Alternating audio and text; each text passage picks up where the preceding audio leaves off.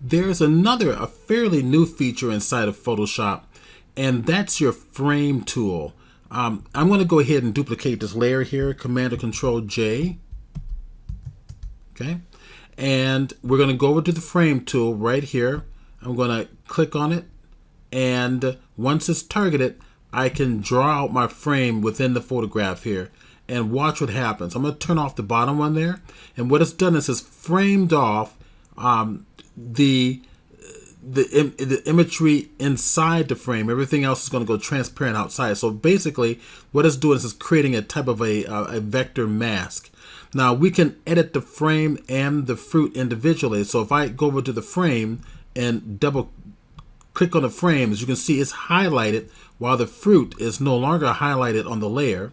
And I can take my mouse and just resize the frame independently.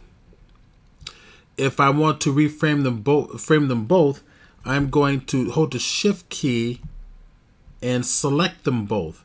And if I use my Command or Control T, then they both will be resized as one piece. Does that make sense? So let's go ahead. I'm going to bring them down, bring it a little bit smaller.